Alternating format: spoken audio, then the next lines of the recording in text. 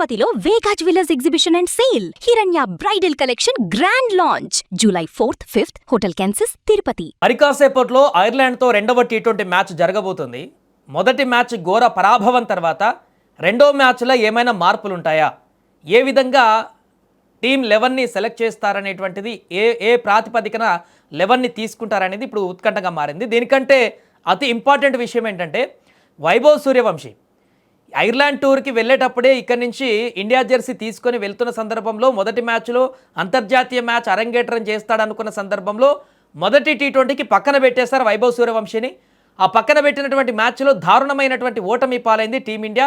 చరిత్రలో ఎప్పుడూ లేనటువంటి విధంగా ఐర్లాండ్ పైన ఒక టీ20 ఓడిపోయి ఇప్పుడు సిరీస్ కూడా చేజిక్కించుకోలేకుండా మారినటువంటి పరిస్థితి. ఎందుకంటే ఇది 2 టీ20ల సిరీస్ మాత్రమే. మొదటి టీ20 ఓడిపోయింది కాబట్టి రెండవ టీ20 గెలిచినా సిరీస్ దక్కే అవకాశం లేదు, సమమవుతుంది. మొదటిసారిగా ఐర్లాండ్ మీద ఒక సిరీస్ని దక్కలేనటువంటి పరిస్థితి టీ20లో. కాబట్టి రెండవ టీ20లో ఖచ్చితంగా వైభవ్ సూర్యవంశీని తీసుకోవాల్సిందే అంటూ సోషల్ మీడియాలో విపరీతమైనటువంటి కామెంట్స్ పెడుతున్నారు ఇప్పుడు. ఎందుకంటే మొదటి మ్యాచ్లోనే అసలు వైభవ్ సూర్యవంశీని పక్కన పెట్టడానికి గల కారణాలేంటి, వైభవ్ను ఎందుకు తీసుకోలేదు, వైభవ్ ఉంటే మొన్న మ్యాచ్లో పరిస్థితి వేరేలాగా ఉండేది, ఇలా దారుణంగా ఐర్లాండ్ మీద ఓడిపోయేటువంటి పరిస్థితి కూడా వచ్చేది కాదు, అంత దూరం వరకు కూడా వెళ్ళేది కాదు, మిడిల్ ఆర్డర్ వరకు కూడా వెళ్ళేది కాదు. ఒకవైపు అభిషేక్ శర్మ విధ్వంసానికి ఈ యొక్క వైభవ్ సునామీ తోడైతే పవర్ ప్లే 10 ఓవర్స్లోనే మ్యాచ్ ఆల్మోస్ట్ వన్ సైడ్ అయిపోయేది. అలాంటిది అంత క్యాపబిలిటీ ఉన్నటువంటి వ్యక్తిని ఎందుకు పక్కన పెట్టారు, అసలు అలాంటప్పుడు ఐర్లాండ్ టూర్కి వైభవ్ సూర్యవంశీని ఎందుకు తీసుకువెళ్లారు అని అతని అభిమానులు ఇప్పుడు ప్రశ్నిస్తున్నారు. చాలామంది సోషల్ మీడియాలో చూడండి, ఎక్కడ చూసినా కూడా ఇదే ప్రశ్న. వైభవ్ని ఆడించకపోవడానికి గల కారణాలేంటి, వైభవ్కు మించినటువంటి అంత తోప్ ప్లేయర్లు ఎవరున్నారు అంటే అందరూ మంచి ప్లేయర్లే కాదనట్లేదు, కానీ వైభవ్ని పక్కన పెట్టి కూడా ఇంకా అద్భుతంగా ప్లేయర్స్ ఉన్నారు, వారిని ఆడిద్దామని చెప్పడానికి ఉన్నటువంటి లైనప్ ఏంటి అంటే అక్కడ ఒక ప్లేస్ 11లో సెట్ చేయడానికి కష్టమవుతుందా? ముగ్గురు ఆల్రౌండర్ని తీసుకున్నారు.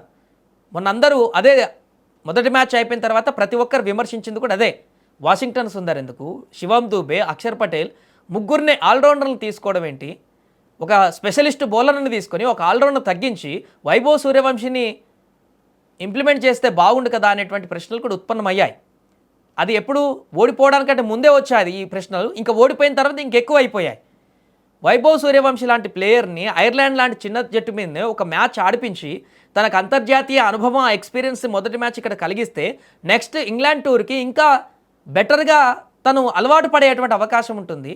అలాంటి స్కోప్ ఉన్నటువంటి ఐర్లాండ్ మీద ఆడించకుండా ఐర్లాండ్తో అంతర్జాతీయ మ్యాచ్ని పక్కన పెట్టేసి అరంగేట్రం చేయకుండా నెక్స్ట్ డైరెక్ట్ ఇంగ్లాండ్ మీద అరంగేట్రం చేపిద్దామని అనుకుంటున్నారా?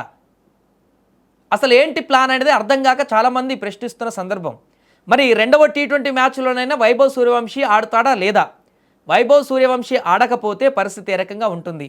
ఒకవేళ రెండే టీ20లు కాబట్టి ఐర్లాండ్ తోటి, దీంతో ఇవాళ జరిగేటువంటి టీ20 తోటి సిరీస్ అయిపోతుంది టీ20ది. మరి వైభవ్ని ఈ మ్యాచ్ కూడా ఆడించకపోతే మరి ఎందుకు టూర్కి సెలెక్ట్ చేసినట్టు, తనను ఎందుకు ఆగమేఘాల మీద ఇంత సడన్గా తీసుకువెళ్ళినట్టు? అదేదో కొద్ది రోజుల తర్వాతనైనా ఇంకో వేరే సిరీస్లకైనా లేట్గా అయినా తీసుకువెళ్ళి ఉండొచ్చు కదా అనేటువంటి ప్రశ్నలు కూడా ఇప్పుడు ఉత్పన్నమవుతున్నాయి. మరి దీనికి కెప్టెన్ శ్రేయస్ అయ్యర్, కోచ్ గౌతమ్ గంభీర్ ఎలాంటి సమాధానాలు చెప్తారనేది ఈ మ్యాచ్ అయిపోయిన తర్వాత చూడాలి. ఏదేమైనా మొదటి మ్యాచ్ ఘోర పరాభవం తర్వాత ఐర్లాండ్ పైన ఈ రెండవ టీ20లో దానికి తగ్గటువంటి రివెంజ్ తీర్చుకోకపోతే ఖచ్చితంగా చాలా భారీ ఎత్తున విమర్శలు ఎదుర్కొనేటువంటి అవకాశం టీమిండియా టీ20 జట్టుకు కనిపిస్తుంది. ముఖ్యంగా శ్రేయస్ అయ్యర్కి పెద్ద సవాల్ అని చెప్పొచ్చు. కెప్టెన్గా తను అరంగేట్రం చేసిన తర్వాత మొదటి మ్యాచే దారుణమైనటువంటి ఈ యొక్క ఫెయిల్యూర్ కనిపించడం, దాని తర్వాత రెండో మ్యాచ్లో కూడా అలాంటి పరిస్థితి వస్తే మాత్రం తన ఆత్మస్థైర్యం దెబ్బతినేటువంటి అవకాశం ఉంటుంది. కాబట్టి ఈ రెండో టీ20లో అద్భుతమైనటువంటి విజయాన్ని అందుకొని ఇప్పుడు నెక్స్ట్ ఇంగ్లాండ్తో టీ20 సిరీస్ ఉంది కాబట్టి అక్కడ జోఫ్రా ఆర్చర్ లాంటి బౌలర్స్ ఉన్నారు, అది కూడా ఇంగ్లాండ్లో ఆడుతున్నాం కాబట్టి ఆల్రెడీ సవాల్ విసురుతున్నారు వైభవ్ లాంటి వాళ్ళకి. మొదటి బంతికి అవుట్ చేస్తాం, ఎలా ఆడతారో చూస్తామని చెప్పేసి. అలాంటప్పుడు ముందు ఒక మ్యాచ్ ఇక్కడ ఐర్లాండ్తో ఇంట్రడ్యూస్ చేసి తనకి ఇక్కడ ఒక అనుభవాన్ని, అంతర్జాతీయ స్థాయిలో ఆడినటువంటి ఎక్స్పీరియన్స్ తనకు మానసికంగా కలిగించి ఇంగ్లాండ్లో ఆడించాలి. కానీ ఇక్కడ మొత్తానికి ఆడించకుండా డైరెక్ట్ ఇంగ్లాండ్ మీద జోఫ్రా ఆర్చర్ని పెద్ద పెద్ద వాళ్ళని ఎదుర్కొని బుమ్రా లాంటి వాళ్ళని ఎదుర్కొన్నాడు వైభవ్, అలాంటి సందేహం లేదు. జోఫ్రా ఆర్చర్ కాదు, ట్రెంట్ బోల్ట్ కాదు, ఎలాంటి బౌలర్నైనా తను ఏదైనా చేయగలడు. కానీ ఒక అద్భుతమైనటువంటి ఒక పీస్ఫుల్ వాతావరణంలో మేనేజ్మెంట్ తీసుకువెళ్ళాలి. కానీ ఐర్లాండ్తో పక్కన పెట్టేసి డైరెక్ట్ ఇంగ్లాండ్కి కూడా ఛాన్స్ ఇస్తారో లేదో మరి ఈ రెండో మ్యాచ్ ఆడిపించకపోతే, ఐర్లాండ్ టీ20 రెండో మ్యాచ్ ఆడించకపోతే ఇంగ్లాండ్లో కూడా ఆడిస్తారా, మరి అక్కడనే హోల్డ్లో పెడతారా అనేది నాకు ఇంకా క్వశ్చన్ మార్క్గానే మిగిలిన చాలామంది అడుగుతున్న ప్రశ్న అదే. చూద్దాం మరి కాసేపట్లో జరగబోయేటువంటి రెండవ టీ20 మ్యాచ్లో వైభవ్ సూర్యవంశిని ఆడిస్తారా, లేక మొన్న ప్లేయింగ్ 11తోనే బరిలోకి దిగుతారా, మరి రెండో మ్యాచ్ అన్న గెలుస్తారా, లేకుంటే అదే రకమైనటువంటి ధోరణిని కొనసాగిస్తారనేది వేచి